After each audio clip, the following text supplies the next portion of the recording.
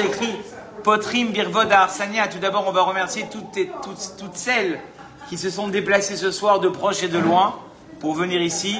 On va remercier également mon épouse qui est, comme j'ai dit, cette fois-ci, c'est la première fois que je me suis aussi peu occupé. Madame Lévy et toutes celles qui se sont mobilisées ce soir pour venir. Merci à toutes d'être présents là ce soir. J'aimerais, avec votre permission, dédier ce shiur pour le Refoua Shelia. On va commencer par on appelle ça notre famille, hein. Marjorie Léa Bat-Gemara Chouraki, que le mérite de ce cours lui apporte une totale guérison. Également pour l'époux d'une dame qui devait être ce soir ici, mais qui n'a pas pu venir finalement. Serge Nissim Ben Paulette Mona Nizar. Et pour l'enfant, Eliaou Raphaël Ben Myriam. Et avec votre permission, bien évidemment, sans l'oublier, à la mémoire de ma maman, Naomi Badjamila. Et également, puisqu'on est aussi dans la semaine de la Ascara de mon grand-père maternel, Shalom Charles Ben Yitzhak Chouchen, qui était un des pionniers de Marseille, une des premières familles juives de Marseille, à leur retour d'Algérie, qui avait une grande entreprise de plomberie. Et ceux qui ont fait partie des premiers juifs à être arrivés à Marseille. Et ce vendredi matin, c'est sa Ascara, donc on va faire aussi, avec votre permission, les Elou Nishmat, le shiur. Alors, on m'a demandé ce soir de parler de Emouna, et on nous a dit que la croyance, c'est celle qui finalement nous accompagne tous les jours. Et effectivement, le Rav Yereskia Levinstein, qui était un très grand Rav de la génération précédente, il a dit que le vrai problème principal de notre génération, ce sera la croyance en Dieu.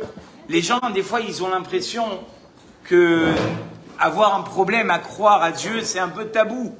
Mais c'est le vrai problème de la génération. Tzadik be'emunato yirye. Le principe de la génération, c'est d'arriver justement à vivre avec cette émouna. Si un juif ne vit pas avec cette émouna, il va vivre très malheureux. Le Baal Shem Tov, qu'on n'a plus besoin de parler de qui il était. D'ailleurs, on dit qu'une des grandes ségoulottes, c'est de raconter chaque Motzei Shabbat une histoire du Baal Shem Tov. Celui qui veut voir des miracles, tellement le Baal Shem Tov, il était fort dans ce qu'il faisait, que celui qui veut voir des miracles, il mentionne le Baal Shem Tov. Et le Baal Shem Tov lui-même, il a dit, je suis prêt à laisser de côté toutes mes qualités, mais qu'on me donne la possibilité de croire en Dieu. C'est ce qu'a dit le Baal Shem Tov. C'est que le Baal Shem Tov, de là où il se trouvait, il sentait qu'il avait aussi un besoin de se renforcer dans la croyance. La croyance à Hachem, c'est le socle du judaïsme. Celui qui n'a pas la croyance à Hachem, il va être avec des problèmes tous les jours. Si tu ne crois pas en Dieu, ben, tu vas te demander pourquoi l'autre il a une vie meilleure que la mienne. Hein? On va voir la vie de quelqu'un d'autre. Juste en voyant la vie de quelqu'un d'autre, on a déjà fait un interdit de la Torah. C'est un des 10 commandements de la Torah. L'otachmod betrecha. Tu vas, ta copine, elle t'invite à aller voir son appartement. Tu dis, oh là, quel bel appart. Comment elle fait pour le ranger comme ça, qu'il soit brillant. Moi, j'arrive pas à bien ranger comme ça. Mais quelqu'un qui a de la émouna, il se dit, si elle a mérité ce qu'elle a, c'est ce qui lui revient. Quelqu'un qui a de la émouna, il va pas se mettre en colère parce qu'on lui fait un coup en douce. Il sait que ça vient d'en haut. Si une personne elle a mérité la vie qu'elle a méritée, c'est que Dieu il lui met les épreuves sur le chemin parce qu'il est capable d'y résister. Une fois, j'ai entendu dire qu'en général, les épreuves qu'on a de la vie, c'est un kit. C'est-à-dire quoi que c'est un kit? Tu as l'épreuve qui vient et Dieu il t'amène avec le courage de pouvoir la supporter. Sinon, c'est pas possible que cette épreuve elle t'arrive. On ne peut pas demander à un sportif de faire une épreuve physique s'il n'en est pas au niveau. S'il se présente à cette épreuve, c'est qu'il est au niveau. T'inquiète pas, on me filme qu'à moi. C'est qu'il est au niveau de pouvoir. Oui, ne vous inquiétez pas, on me filme qu'à moi. Hein. Vous n'êtes pas dans le cadre. C'est qu'il est au niveau de pouvoir supporter cette épreuve.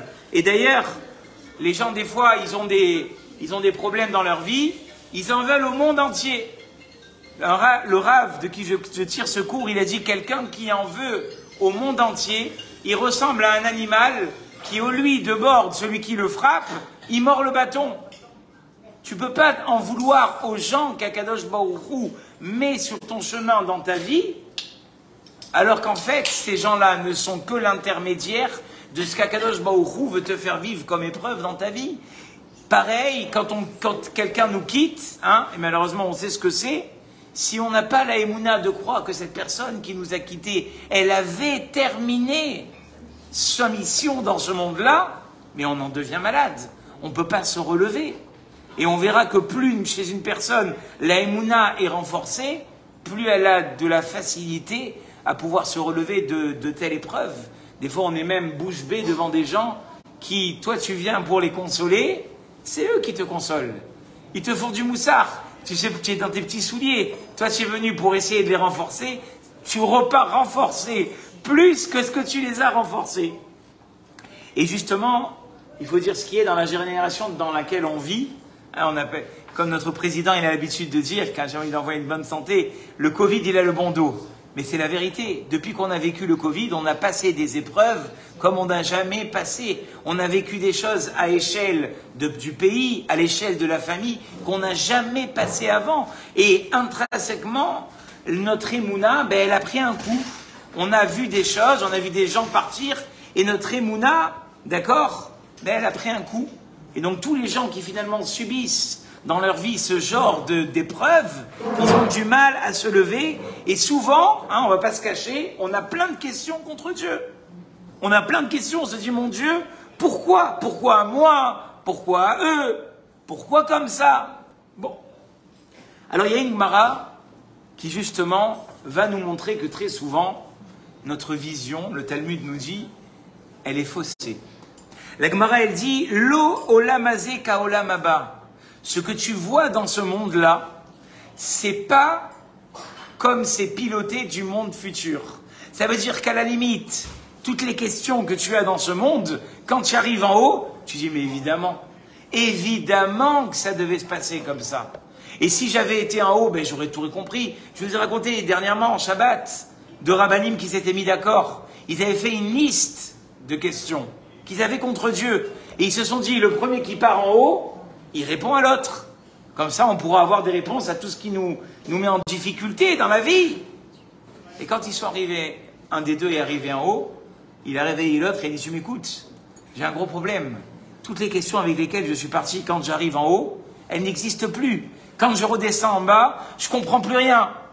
Donc c'est ce que dit la Gemara. La Gemara, elle veut dire que le seul monde où il n'y aura plus de questions, c'est le Olam Haba. Et plus tu vas te poser des questions dans ce monde, et plus tu vas te triturer à comprendre le fonctionnement d'Akadosh Baruch Hu, eh bien malheureusement, tu vas avoir du mal. Parce que tu n'as pas tous les données. Tu n'as pas toutes les données. Il faudrait pouvoir vivre peut-être sur 200 ou 250 ans pour essayer éventuellement d'arriver à comprendre. Le premier, et ça peut nous rassurer, qui a eu du mal à comprendre, c'est Moshe Rabbeinu. Moshe Rabbeinu, à un moment donné, avec l'opportunité qu'il avait de là où il se trouvait de fréquenter Dieu, à un moment donné, il dit à Dieu, j'en peux plus. Moshe Rabbeinu dit à Dieu, Ve'ata immatzati chen be'enecha. Si maintenant j'ai trouvé grâce à tes yeux, mon Dieu, à odienina et derachecha. Fais-moi comprendre comment tu fonctionnes. Moshe Rabbeinu. Moshe Rabbeinu qui a flirté, j'ai envie de dire, avec les séraphins, avec les anges. À un moment donné, il dit à Dieu, moi je ne comprends plus comment tu fonctionnes. Les ma'an emtsachen be'enecha, afin que je trouve grâce à tes yeux et que je sache comment tu fonctionnes. Fais-moi comprendre. C'est quoi la véritable question que Moshe Rabbeinu il avait? Les commentateurs disent que la véritable question de Moshe Rabbeinu, c'était de comprendre pourquoi dans ce monde, il y a des gens qui sont très honnêtes, qui ont toutes les qualités pour eux, ils sont plus gentils que n'importe qui et ils souffrent plus que n'importe qui. Tzadik vers l'eau. Et il y en a d'autres, sauf votre respect, c'est des pourritures. Et ils ont une vie Rolls Royce. Mi penem, tzadik vers l'eau, racha vetovlo. Il y a des gens qui sont très bons et ils ont une vie terrible. Et il y en a d'autres, on ne leur souhaite pas mais on aimerait, c'est des pourritures et ils ont une vie extraordinaire. C'est ce que Moshe mi penema tzadik veralo racha vetovlo. Alors Hachem lui répond une réponse qui est encore moins compréhensible. À cette question, Dieu lui dira, Ine makom iti venitzavta alatsur, viens avec moi sur le rocher. Ve'aya ba'avor kevodi, et ça sera quand je passerai à tes côtés. Ve'samtira benikrat atzur, je te mettrai dans le creux du rocher. Ve'sakoti kapi alecha adovri, je te cacherai ta face jusqu'à que je passe. Et une fois que j'aurai enlevé, je vous finis en français, ma main, tu verras mon dos et tu ne verras pas ma face. Et les commentateurs nous disent, dans cette phrase-là, Dieu a répondu à Moshe. Qu'est-ce que ça veut dire? Tu te mets avec moi sur le rocher. On a l'impression qu'il y a un cache-cache. Comme Moshe Rabbeinu, il fait un cache-cache avec Hachem. Je te cache les yeux jusqu'à que je passe. Tu vas voir mon dos, tu verras pas ma face. Qu'est-ce que ça veut dire tout ça? Bon. Alors, le Khatam Sofer, il a expliqué les choses de la manière suivante. Iné makom iti. Dieu dit à Moshe, de là où tu te trouves, tu pourras jamais comprendre. Tu ne pourras jamais comprendre les questions que tu te poses. Parce que là où tu te les poses, c'est pas possible que tu comprennes. Où tu dois venir, il faut que tu t'élèves dans la vision. Il faut que tu viennes avec moi de la hauteur de ce rocher, et de la hauteur de ce rocher, c'est-à-dire une vision beaucoup plus haute des événements. À cet endroit-là, tu vas pouvoir comprendre les choses que tu n'as jamais compris. Et ça, plusieurs fois, je vous l'ai dit. Des fois, on ne comprend pas, comme je vous ai dit, pour revenir aux personnes qui disparaissent. On a du mal à comprendre. Pourquoi cette personne, elle n'a même pas eu le temps d'être grand-mère? Ou si elle a eu le temps d'être grand-mère, elle n'a pas eu le temps de marier tous ses enfants. Elle n'a peut-être même pas eu le temps de voir ses petits-enfants. Pourquoi elle est partie? Et l'autre, le moisi, là, le vieux crouton, qui crie sur tout le monde, qui jette de l'eau sur tout le monde, qui insulte tout le monde, à 85 ans, il est encore là. Tu ne peux pas comprendre. Il faut que tu comprennes à la même image. Vous savez, il y a quelqu'un, une fois, il est rentré et il s'est énervé contre M. Lévy. Et pourquoi vous vous énervez contre M. Lévy? Monsieur Lévy, vous comprenez, c'est pas normal. Moi, je suis touriste, je suis venu pendant l'été, on me dit que c'est sympa à l'eau, et vous avez fait monter cette personne au fond, et vous avez fait monter cette personne, et les autres, c'est de l'injustice. Pourquoi il n'y a que ceux-là qui montent? Alors, monsieur Lévy, qui est gentil avec tout le monde, il a dit, vous savez, monsieur Cohen, qui était de passage, pas de Paris, si vous étiez là chaque semaine, vous auriez vu, et d'ailleurs, on me fait souvent le compliment, et il aurait dit, monsieur Lévy, qu'en fait, tout le monde monte. C'est un roulement. Seulement vous, vous êtes de passage. Il a dit, le Khatam Sofer, la plupart des fois où on n'a pas compris pourquoi quelqu'un nous a quittés dans ce monde, c'est parce qu'on n'a pas une vision assez large. Si on rentrait dans le monde du Harizal, le grand kabbaliste, qui disait qu'en fait, toute âme qui passe dans ce monde, et on me l'a rappelé encore ce matin, à part ceux qui naissent Shabbat, il y a des petits qui m'ont rappelé, ils m'ont dit, on m'a dit que quand je venais Shabbat, ma sœur, elle m'a dit qu'au cours, vous l'avez dit, oui, c'est vrai. Le Zohar, il dit que ceux qui naissent Shabbat, c'est des nouvelles Neshamot. Mais toutes les autres, c'est des Neshamot en recyclage. Et donc, ça veut dire que une Neshama, elle va transbahuter dans un corps. Eh oui. Et tu sais d'où on le sait, ça, Ilana? Je l'ai souvent expliqué. Quand on a, est-ce que tu as déjà eu le sentiment de déjà vécu? Tu vis quelque chose, tu dis, ah, c'est marrant. J'ai déjà vécu ça. Alpi à Kabbalah, on dit qu'en fait, c'est ton âme qui sent qu'elle a déjà vécu ça. Donc ça veut dire, le sentiment du déjà vécu. Donc ça veut dire qu'en fait, cette Neshama-là, que tu as en toi, elle a déjà été dans un corps. Alors je vous rassure, pour 90% des cas, il va falloir toute une vie pour pouvoir réparer on espère, pour pouvoir réparer ce qu'on a à réparer dans notre corps. Mais il y a des fois, des gens qui ont une vision des choses et une gentillesse et une bonté tellement forte qu'ils... Alors vous allez dire, il faut qu'on soit méchant alors. Non, c'est pas méchant. Mais c'est-à-dire que des fois, il y a des gens qui ont tellement œuvré dans leur vie, qui se sont tellement dépassés, qu'ils ont rattrapé leur réparation avant même d'avoir fini leur vie. Et c'est pour ça que tu comprends qu'il y a des gens, malheureusement, ils sont partis parce que Dieu a estimé que leur mission était terminée. Et que pour d'autres, justement, on va les laisser jusqu'au bout, au bout, parce qu'on sait très bien qu'ils n'auront jamais terminé. Et donc, maintenant, Moshe, c'est ça qu'on lui dit. Si tu as la capacité de pouvoir comprendre Hachem, c'est à quel moment? Veraïta et Achorai. D'abord, faut que tu montes sur le rocher. Et quand tu vas monter sur le rocher, quelle partie de Dieu tu vas voir? Tu vas voir la partie du dos. C'est quoi la partie du dos? C'est le après. Ça veut dire que des fois dans ta vie, il va falloir que tu attends 10 ans dans ta vie pour savoir pourquoi cette catastrophe elle t'est arrivée. Pour savoir pourquoi est-ce que cette affaire elle t'a été refusée. Pour savoir pourquoi ce garçon ou cette fille il t'a laissé. Et là tu vas te dire mais merci Hachem. Si j'avais acheté cette maison, mais j'aurais eu que des problèmes. Dieu, il m'a protégé. Si j'avais continué avec ce garçon, avec cette fille, mais ça aurait été terrible. Si cette affaire, je l'avais pris, mais on aurait coulé, moi, ma famille, mes enfants et mes arrière-petits-enfants. Merci Hachem. Et des fois, c'est ça, Veraïta et Tachoraï, peut-être que toute ta vie, tu ne comprendras pas. Ou tu comprendras à 120 ans, en montant en haut. En montant en haut. Et c'est pour ça que, il y a des fois... Vous savez, il y a une histoire, du coup, je ne sais plus, j'ose plus raconter des histoires à l'eau, parce qu'on me dit que la plupart, je les ai racontées. Vous connaissez l'histoire avec la lamineuse? La lamineuse, vous la connaissez cette histoire, la boulangerie? Le petit garçon qui met sa main dans la lamineuse, ça vous dit rien? Bon, je vais vous la raconter. Avec la permission de notre très chère historienne ici présente, cette histoire, elle se passe en Pologne au moment de la guerre, et il y a un garçon, il travaillait, il aimait bien pendant les vacances, hein, un peu comme maintenant, aller travailler à la boulangerie avec son père. Et quand il allait travailler à la boulangerie avec son père, il touchait un petit peu à tout. Et un jour, que Dieu vous en préserve, il met sa main dans la lamineuse. Et ça lui enlève une grande partie de la main. Et comme à l'époque, ils n'étaient pas doués en chirurgie, ils lui ont fait une transplantation. Mais la transplantation qu'ils ont fait, ils lui ont fait du pied.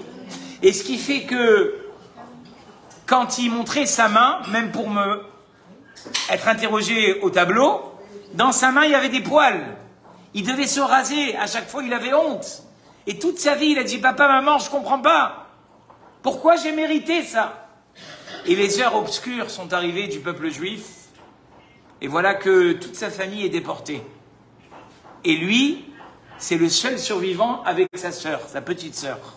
Et il s'est juré que comme c'était le seul survivant avec sa petite sœur dans les camps, qu'il n'allait pas la lâcher d'un centimètre. Peu importe ce qu'il arrivait, ses parents, il ne les voyaient plus, ses autres frères et sœurs, ils avaient disparu, il ne lâcherait pas sa petite sœur.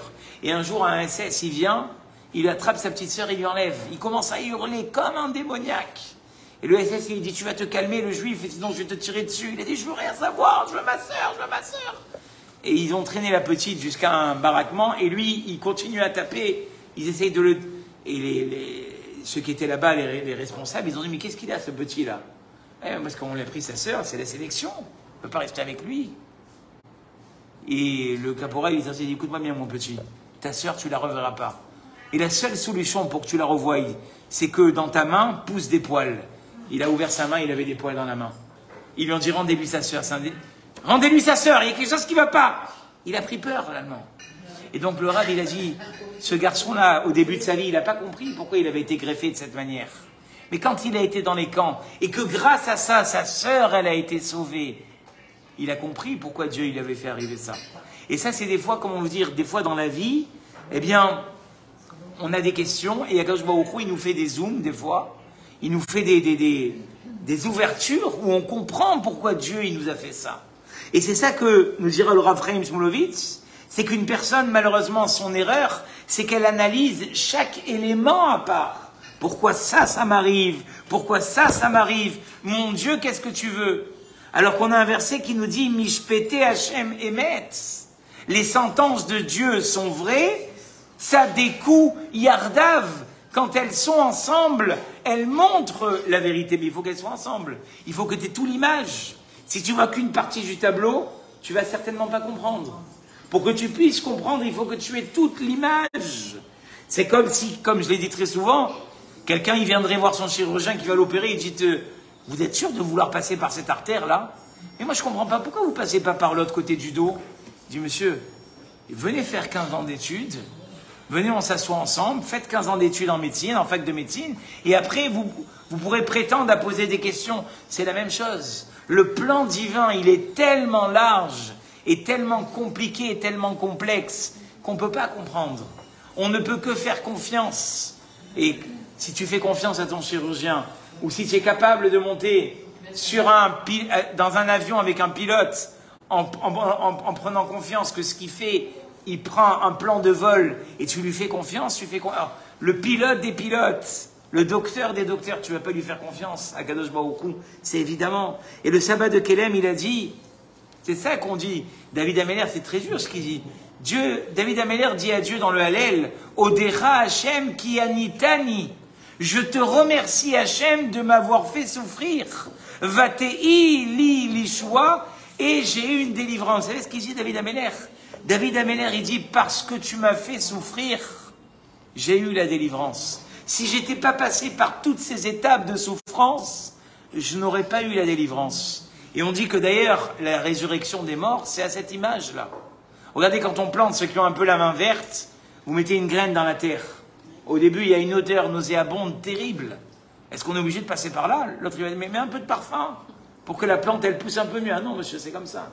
Il faut que d'abord la plante, elle pourrisse, que la graine, elle pourrisse. Et après, elle va faire sortir une plante verdoyante, magnifique.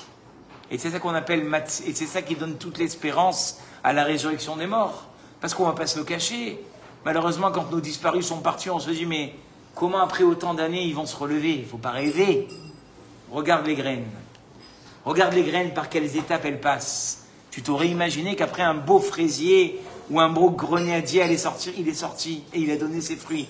La résurrection, ça sera pareil.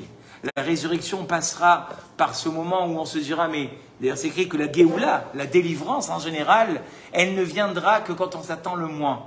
Et on dit que c'est toujours comme ça. Plus quelqu'un, et ça, avec Madame Attardo, on a été marqué de ça, le Rav Arush, il a dit, des fois, Akadosh Baruch Hu, il t'arrête la délivrance, rien que parce que tu n'as pas été capable de dire à Dieu, merci Dieu de m'avoir fait galérer autant. Le jour, et on commence à s'entraîner un peu à la maison à le faire maintenant, encore aujourd'hui ça m'arrivait, j'avais un problème à régler, j'ai dit, tu sais quoi Hachem, merci Hachem. Mais dans ma tête, mais tu es fou. Merci, demandez-lui si c'est pas vrai. Dans les 10 minutes, je reçois un SMS de l'organisme qui me dit, votre problème a été réglé. Vrai ou pas vrai? Aujourd'hui, dans ma tête, je me dis, mais tu es un malade. Tu remercies Dieu de t'avoir mis dans un tel problème. Merci. Merci Dieu, merci. Moi, je peux pas comprendre. Merci. Dans les 10 minutes, j'ai eu le SMS. C'est vrai ou pas? Aujourd'hui, ça nous est arrivé. Voilà, c'est ça. Ça veut dire que des fois, et regardez, on n'a qu'à voir l'histoire du peuple juif. Et encore une fois, je parle avec la permission de l'historienne, notre grande historienne qui est ici, Madame Ensoussan. Qui aurait imaginé un peuple tellement éprouvé, réduit en cendres, réduit à des numéros, pouvoir faire un pays aussi magnifique qu'on a aujourd'hui? Avoir aujourd'hui le pays qu'on a, qui aurait imaginé? Les gens, ils se seraient dit, mais les Juifs, on ne va plus en entendre parler. Non seulement tu vas en entendre parler, mais on va être l'exemple du monde entier. Vrai ou pas vrai? Aujourd'hui, il y a toutes les puissances nationales et de tout, avec la permission encore de Madame Ensoussan qui est ici, mais ça nous montre que le juif, c'est ça. Le juif, c'est un galérien. C'est quelqu'un qui galère et qui doit passer par des... Et là, je vous donne l'exemple que de la Shoah et de la construction de l'État d'Israël, mais regardez l'Égypte. L'Égypte, après, il y a eu le don de la Torah. L'exode de Babylonie, c'est là où on avait fait un cours sur ça une fois d'ailleurs, c'est là où le Talmud Babli a été fondé. Et c'est ça, disait le Hadmour de Rougine. Le Hadmour de Rougine, il disait, on doit s'en remettre à Dieu et lui faire confiance que tout ce qui m'arrive dans ma vie, c'est pour mon bien. Même si je comprends. Et des fois, moi ça m'a marqué parce que souvent il nous manque ça, Corinne. Des fois, il nous manque ça. Et le Rav Arush, il a dit, il te manque pas ça, il te manque que ça pour voir la délivrance. Dieu, il veut simplement que tu... Merci mon Dieu pour ce qui m'arrive. Voilà, merci. Une fois que tu as compris ça, après laisse-toi piloter. Laisse-toi piloter. Et regardez comment c'est écrit. Shiviti Hashem. Je vais mettre Dieu devant moi. L'Enegdi. Alors Hashem, pour ceux qui connaissent un petit peu la Kabbale, c'est maître du monde, il était, il sera et il est. C'est la grande pitié. L'Enegdi, c'est quand Dieu me fait face. Il est un peu contre moi. Tamid. Ça reste quand même mon Dieu. C'est ça, Shiviti Hashem, l'Enegdi Tamid. Je mets devant moi Dieu, qu'il soit contre moi ou qu'il soit avec moi, je reste avec lui. D'accord? Et regardez, même dans le schéma Israël, c'est la même chose. On dit schéma Israël, Hashem, Elokeinu, Hashem, Echad. Hashem, c'est la pitié. Elokeinu, c'est la rigueur. Alors nous, très souvent, qu'est-ce qui nous arrive? Quand tout va bien, on est content, on fait la tefila, merci mon Dieu, Hachem Atzilenu, on met la tzedaka. Et quand tout va mal, c'est même pas on a envie d'ouvrir le livre. On est tellement déçus.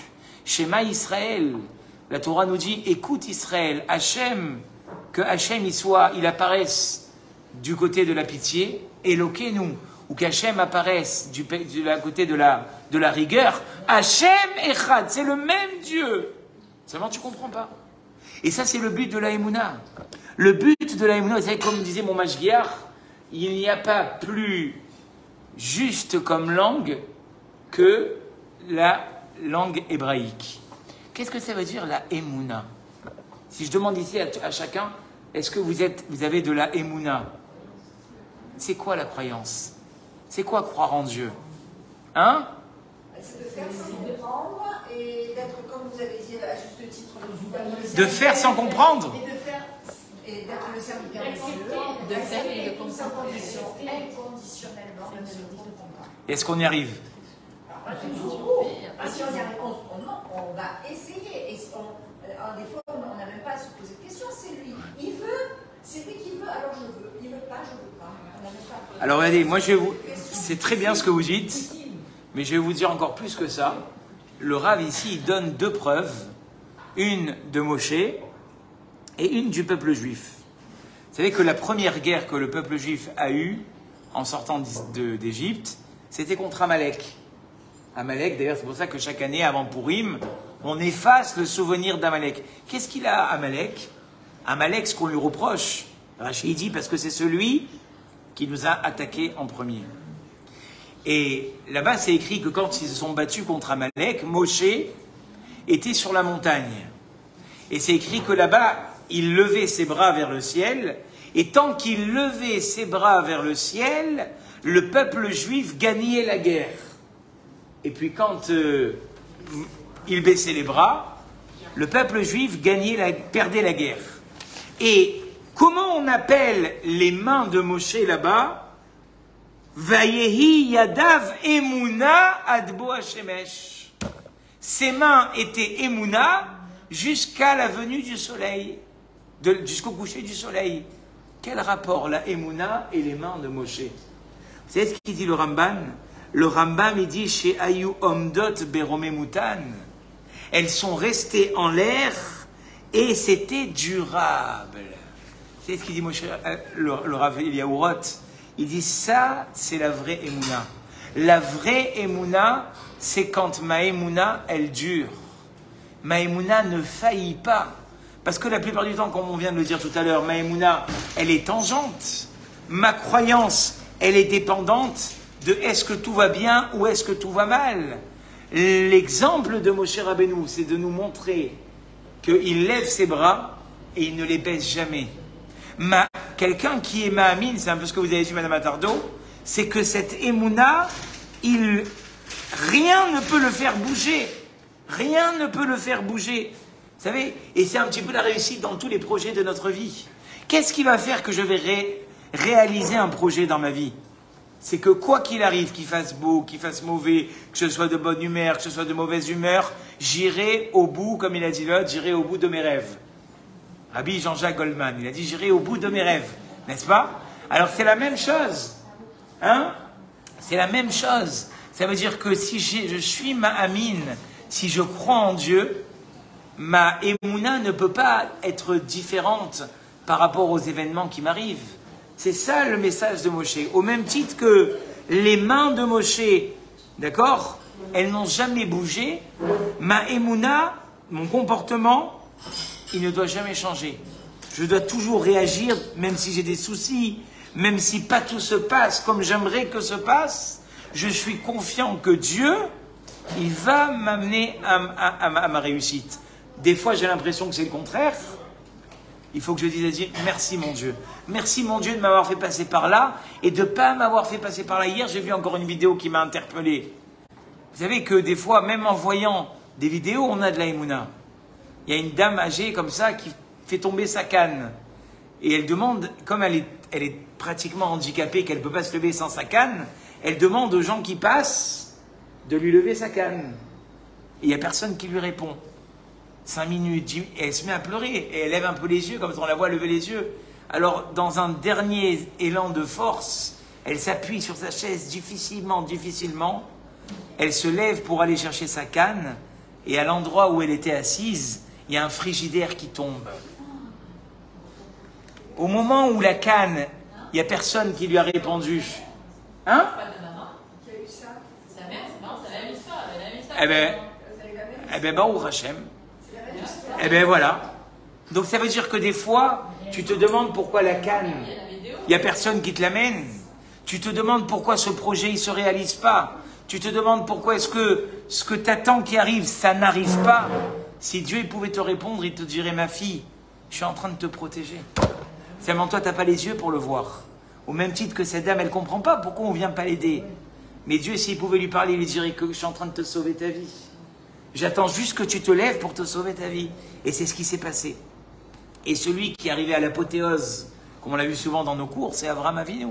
Avraham Avinu, toute sa vie, il essaye d'expliquer aux gens qui l'entourent qu'il ne faut pas tuer les enfants et les faire passer dans le feu. Parce qu'à l'époque, il y avait une forme de sorcellerie. Ma'avir et beno ba'esh kosem kesamim. Ils faisaient passer leurs enfants dans le feu. On donnait un enfant par je ne sais pas combien de temps, et Avraham Avinu combat cette sorcellerie. Et Dieu, qu'est-ce qu'il lui demande? Va égorger ton fils. Mais il dit, Dieu, mais là, tu ne peux pas me demander ça à moi, c'est pas possible. Et pourtant, est-ce qu'il a hésité une seule seconde? Va yashkem Avraham baboker. Avraham s'est levé tôt ce matin pour dire, j'ai une confiance aveugle en Dieu. Même si je ne comprends plus rien, je fais confiance.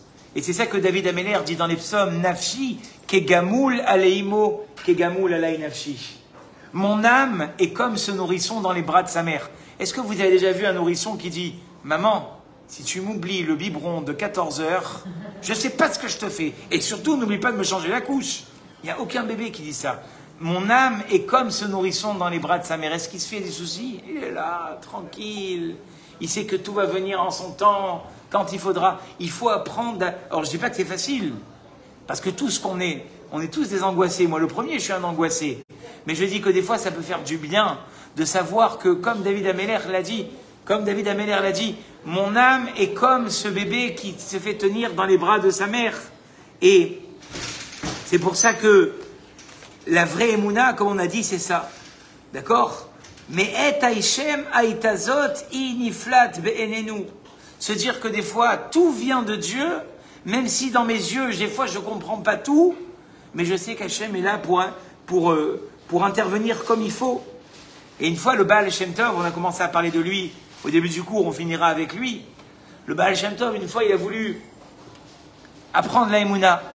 Et on lui a dit qu'il y avait un aubergiste qui avait une grande Emouna. Alors on a dit, ah bon?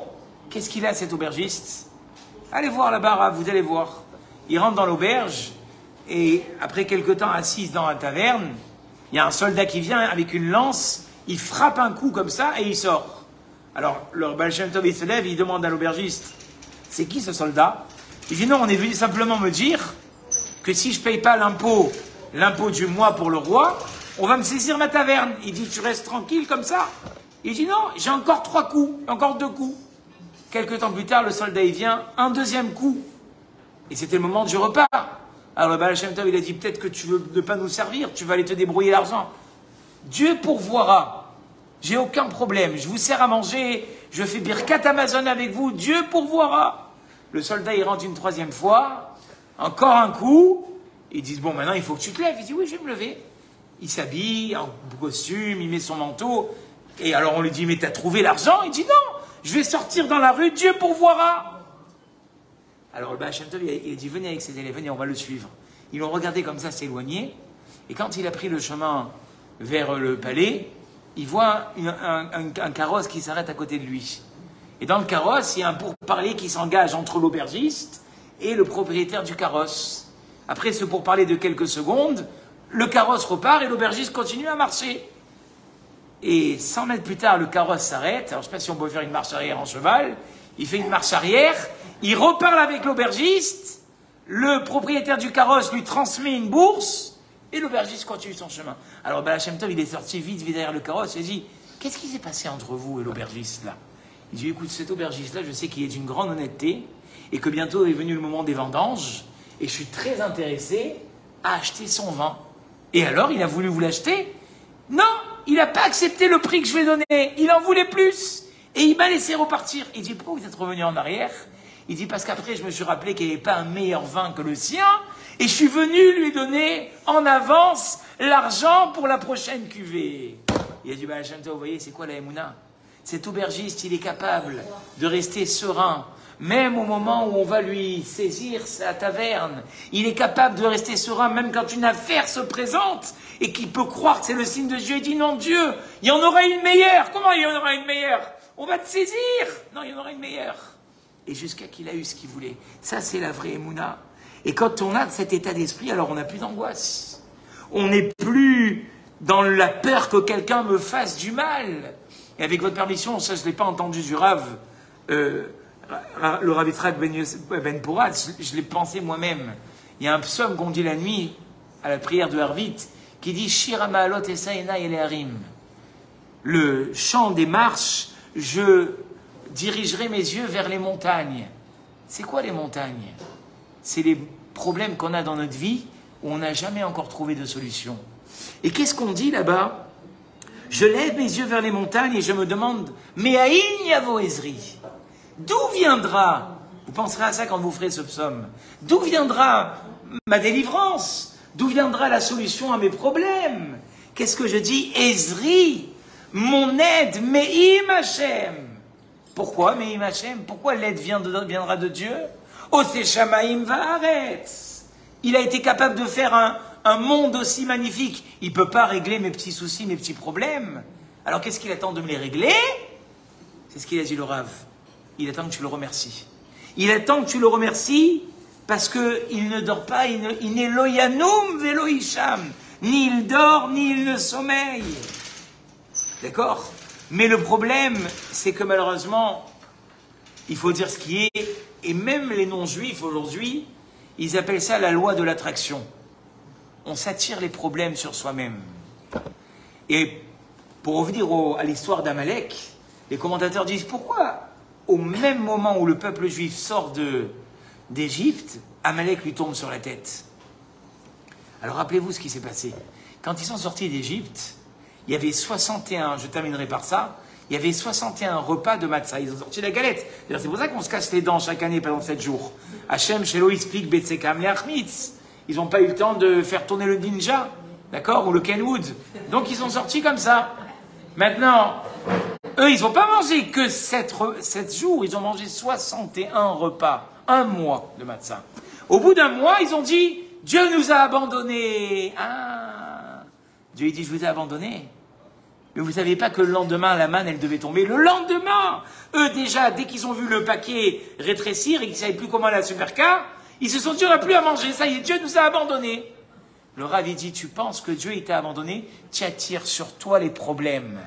Il dit, à quoi ça ressemble à un enfant? Hein, on est bientôt dans les randonnées, dans l'été, il porte son fils sur les épaules. Et à un moment donné, il rencontre quelqu'un qui descend de la... Des fois, bonjour, bonjour, bonjour. Et alors, il dit, il est où ton père? Il dit, je sais pas où il est mon père. Le père, il est suffocant. Ça fait 1 heure qu'il le porte sur les épaules. Tu sais pas où il est mon père? Il le prend, il le met par terre.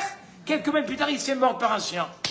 Et c'est la même chose. Si tu crois que Dieu, il n'est pas à tes côtés, si tu crois que tu as toujours des problèmes, que tu es né sous la shkoum, et que tu étais sous une mauvaise étoile, et que le nom de ta famille te porte malheur, et qu'il faut que tu mettes plus de fil rouge, Dieu, il va dire, tu crois tout ça? Tu crois que Dieu, il n'est pas à tes côtés? Tu crois pas en moi? Je vais t'en amener encore plus. Ayesh Hashem Bekir Benu. Est-ce que Dieu n'est pas à tes côtés? C'est ça. Des fois, malheureusement, on n'a pas la bonne visualisation. Et c'est ça les mains de Moshe Rabbeinu.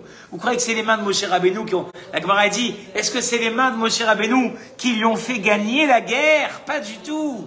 C'est parce que les mains de Moshe, elles habituaient le peuple à diriger sa vision vers le haut. Quand tu diriges vers le haut, quand tu positives, je vous l'ai raconté au moins 10 fois, mais je vous la faire exprès, vous la raconter, l'histoire de la place. Plus tu crois que tu n'auras pas où te garer, plus tu vas pas trouver de place où te garer. Parce que pourquoi je vous dis histoire? C'est là où on peut tester sa émouna. Mesdames, c'est là où on peut tester sa émouna. Ça coûte pas cher. Tu arrives dans un endroit, tu sais que c'est falflachalé et qu'il n'y a pas de place. Tu te dis maintenant, Hachem, moi je crois, même qu'il n'y a que 3 places sur 150 numéros, la place, elle va... Regardez, vous allez voir, entraînez-vous. Et puis quand vous serez arrivé à vous entraîner sur ces petites choses, dans les gros problèmes de votre vie, et je vous dis parce que moi je suis angoissé autant que vous, si ce n'est pas 2 fois plus que vous, et je m'habitue de plus en plus à ça. Quand des fois j'ai des angoisses dans la vie, je me dis voilà maintenant visionne la délivrance. Vois-toi déjà après le problème. Croyez-le ou ne le croyez pas, à 80% des fois, si tu visionnes bien, et c'est quoi la vision en fait? C'est la émouna. Si tu as ta émouna de croire, d'accord, que ça va. Et le problème c'est que quoi? C'est que nous, c'est comme dans le couple. Au lieu de voir les qualités de ton partenaire ou de ton mari ou de ta femme, d'accord, qu'est-ce qui se passe? Très souvent, tu regardes les défauts.